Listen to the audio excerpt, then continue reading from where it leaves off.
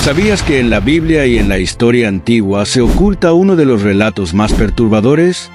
¿Alguna vez te has preguntado cuál es el origen de las religiones falsas? ¿Quién lideró la primera gran rebelión contra Dios después del diluvio? Nimrod, su oscura y perturbadora historia. Un hombre que no solo desafió a Dios, sino que cambió para siempre el curso de la humanidad.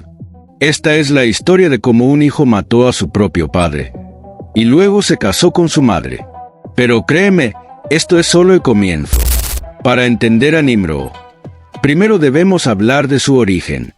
En Génesis 9:20-27 se nos cuenta que después del diluvio, Noé plantó un viñedo, bebió del vino y se embriagó. Fue entonces cuando su hijo Cam lo vio desnudo y en lugar de cubrirlo, se burló de él. Este acto trajo una maldición sobre la descendencia de Cam, especialmente sobre su hijo Canaán. Cam, marcado por esta maldición, tuvo descendientes que llevarían un legado de rebeldía. Pero Cam era diferente. De esa línea maldita nació Nimrod, un hombre cuyo nombre significa rebelde o el que se rebela. ¿Coincidencia? Yo no lo creo.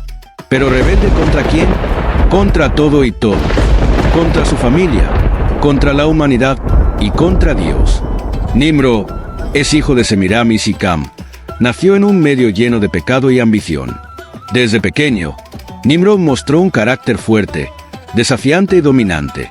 Era un gran cazador, pero no en el sentido tradicional. Génesis 10:9 lo describe como poderoso cazador delante de Jehová. Sin embargo, se dice que Nimrod no era un hombre común. Algunas tradiciones aseguran que tenía habilidades sobrenaturales heredadas de los Nepilim, aquellos gigantes de la antigüedad mencionados en Génesis. Era más que un simple cazador. Era un líder temido, alguien con un carisma oscuro que podía manipular a las masas. Pero su ambición lo llevó por caminos oscuros. Nimrod comenzó como un cazador, pero no de animales. Algunos textos sugieren que era un cazador de hombres, un conquistador despiadado que no solo unía tribus, sino que las sometía. Fue el primer hombre en construir un imperio, estableciendo ciudades como Babilonia y Nínive. Pero su ambición no se detuvo ahí. Nimrod quería ser más que un rey. Quería ser un dios. Y para lograrlo, necesitaba eliminar cualquier obstáculo, incluso si ese obstáculo era su propio padre. Según la tradición, por Nimrod fue introducida la caza humana como un espectáculo, lo que más tarde inspiraría prácticas similares en otras culturas. Se cuenta que Nimrod planeó la muerte de su padre, llegó a enfrentarse a él, para consolidar su posición como líder, y lo mató en un acto de brutalidad que marcaría el inicio de su reinado. Pero esto no fue un simple asesinato, fue un ritual.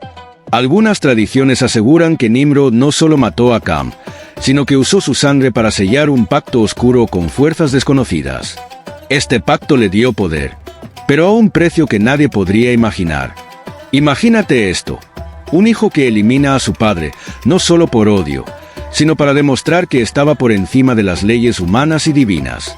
Este acto no solo lo consolidó como una figura temida, sino que marcó el inicio de un reino fundado en la violencia y la idolatría. En ciertas culturas antiguas, se creía que, al matar a tu progenitor, absorbía su fuerza vital. ¿Pudo Nimrod haber creído esto? ¿Fue este el comienzo de su ascenso hacia el poder absoluto? Después de la muerte de Cam, Nimrod hizo algo aún más impactante. Se casó con Semiramis, quien no solo era su madre, sino también su consejera más cercana. Esto era más que un tabú. Era un acto deliberado para consolidar su poder. Pero Semiramis no era una mujer común. Era una mujer astuta, ambiciosa y tan peligrosa como su hijo esposo. Juntos construyeron un imperio basado en la idolatría y el control. Un sistema religioso que cambiaría el mundo para siempre. Semiramis es considerada por muchos como la madre de la idolatría. Se le atribuyen las bases de la adoración a diosas como Istar en Mesopotamia y Venus en Roma. El clímax de la historia llega con la construcción de la Torre de Babel. Nimrod lideró este proyecto colosal con un objetivo claro: desafiar a Dios. La torre no era solo un edificio, era un símbolo de rebeldía, un intento de alcanzar el cielo por sus propios medios. Era el símbolo del sistema que Nimrod y Semiramis estaban instaurando, un sistema religioso que buscaba unir a la humanidad, pero en rebelión contra Dios, una declaración de que los hombres podían ser iguales a su creador. Nimrod fue proclamado como un dios viviente, y Semiramis como su consorte divina. Juntos eran adorados como el sol y la luna, el padre y la madre de toda creación. Pero Dios no se quedó de brazos cruzados.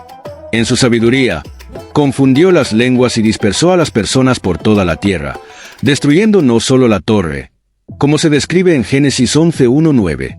Este acto no solo detuvo el sueño de Nimrod de unificar a la humanidad bajo su reinado corrupto. Sin embargo, su influencia no terminó allí. Aunque la Torre de Babel cayó y Nimrod fue detenido, su legado de rebelión, idolatría y manipulación se extendió por generaciones. Nimrod y Semiramis no solo crearon un reino, establecieron las bases de las religiones falsas y paganas que surgieron de su sistema babilónico y se extendieron por todo el mundo y que perduran hasta el día de hoy. Muchos símbolos y prácticas tienen raíces en aquel sistema corrupto.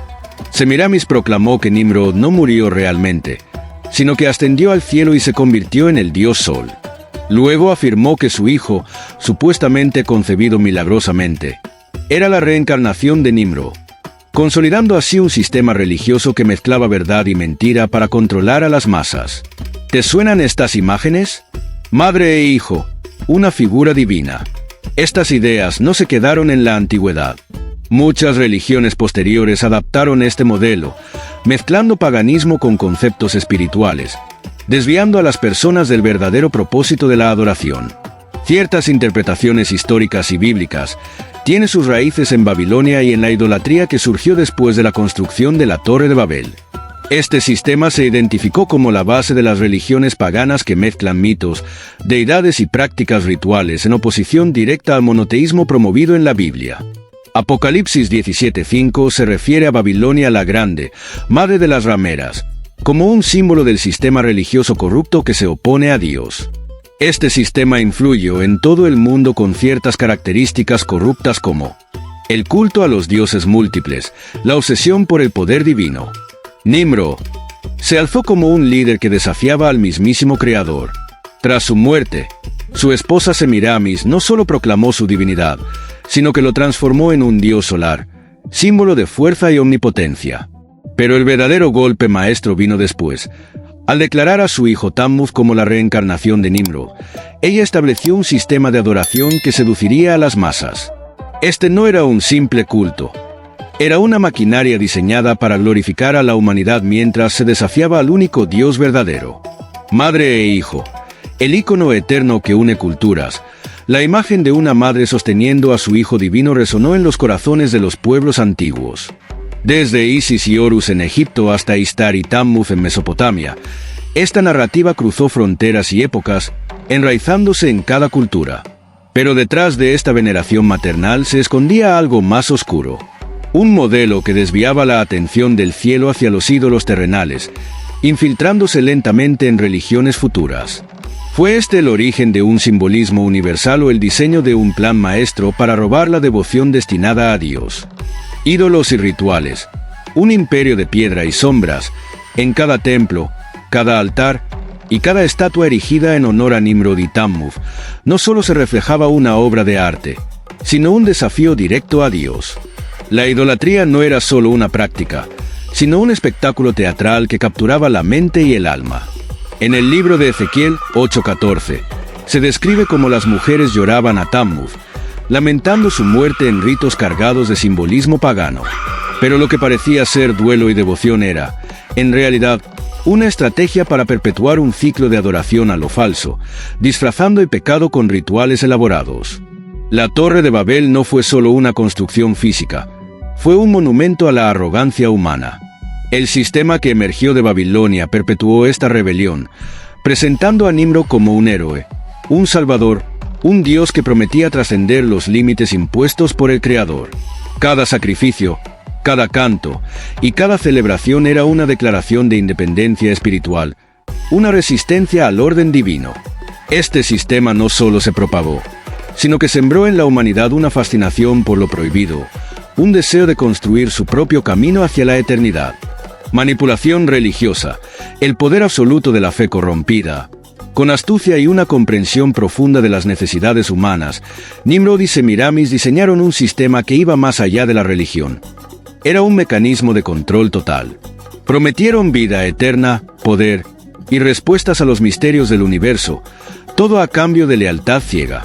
Pero estas promesas eran solo espejismos, herramientas para consolidar su dominio. Al combinar misticismo, política y manipulación emocional, crearon una maquinaria capaz de someter a pueblos enteros, ocultando su ambición bajo un velo de espiritualidad. La historia de Nimrod es un espejo para nuestra propia humanidad. ¿Estamos construyendo torres en nuestras vidas, desafiando a Dios, o estamos buscando su verdad? Pero hay una lección importante aquí. La historia de Nimrod no es solo un relato de ambición desmedida. Es un recordatorio de lo que sucede cuando nos alejamos de la verdad y buscamos ser dioses de nuestra propia vida. ¿Y tú? ¿Qué torre estás construyendo en tu vida? ¿Es una que te lleva más cerca de la verdad, o una que te aleja de ella? Este no es solo un relato del pasado, es un mensaje urgente para nuestro presente. Al final, la elección es nuestra. Pero recuerda, cada torre tiene su caída. Si esta historia te ha impactado, da me gusta a este vídeo. Haz clic en el botón de suscribirte, activa la campanita, compártelo con alguien que necesita escuchar esta verdad y déjame tu comentario. ¿Qué opinas del legado de Nimrod? Hasta la próxima aventura.